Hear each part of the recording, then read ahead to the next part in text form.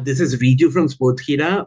I have watched some of Star City, and I'm already familiar with both of your work. I'm a huge Walking Dead fan, so I've watched that. I've watched A Letter for the King as well. So Oh, neither of you is I mean, you guys are both familiar with, alternate realities. But how would you say, the Soviet Union influences this story? Is it as fantastic as those universes that you are in? Interesting. It's a totally different. It's a good question, but you mentioned The Walking Dead. That's a very specific. I don't know what you would call that, as opposed to just a dystopian alternate future universe. Um, that's you know the Soviet Union. It really happened. So in that sense, it's you pay respect to these people who actually suffered and these people who live there. So you're not bathing in it so much as it's more of a shower. You know what I mean? It's more of kind of Wow. do you know what I'm saying? And you think, okay, that's how I have to think about that.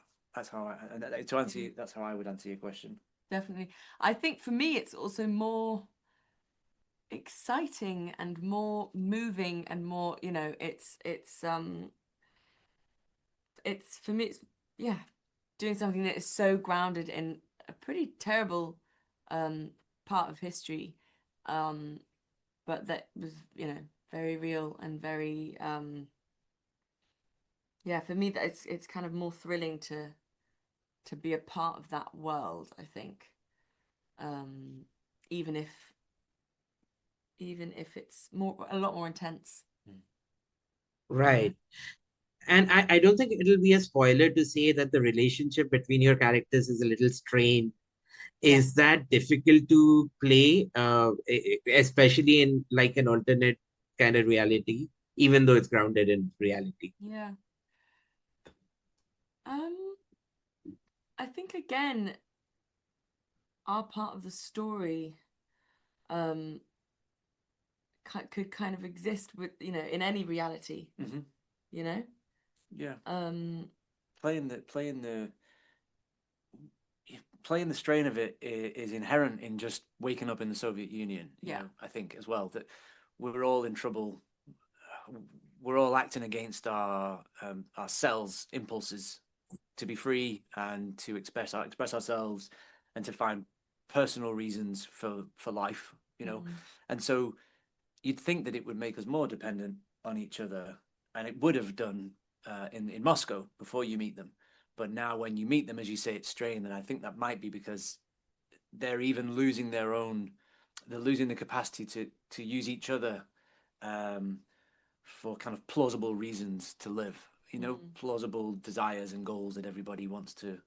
So that you take people and you put them together in Moscow, and then you bring them to Star City and you pull them apart, and you send one of them up to space, and then you watch the other one. And this is kind of a horrific experiment. yeah, yeah. Um, so that was hard to play in that sense. Mm. Perfect. Let me change the tone of the interview a little bit. Does space travel appeal to the two of you? If given the chance, would you do it? Um, I think I would, yeah. I think I would. I said this before, but if there's, a green, eco-friendly way of getting there, then I think I would need to at least see what it was like. I used to be terrified of space, and I had absolutely no desire um, whatsoever to be up there. I was very happy with my feet firmly planted on the ground. But now I'm kind of like, if it was offered, then why not?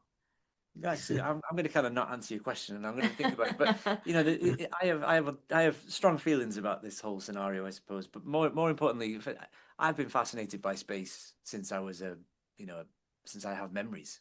I've been fascinated by the universe, and I think everybody is, and I think that I'm never going to go to space, and so it's safe for me because I'm never going to go to Mhm. space. No one's going to send me there. It's safe for me to hypothesize of how much I might enjoy it. Now, Mm. perhaps it would be slightly different if I actually had the resources to do that. Maybe I would think about that decision ever so slightly differently. So I think that's an interesting part of it is how we used to dream about having these powers.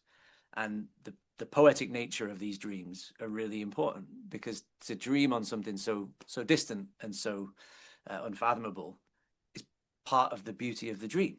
And once it becomes a reality, you have a whole different set of circumstances. It's not that I can or I could. It's not that I wish I could.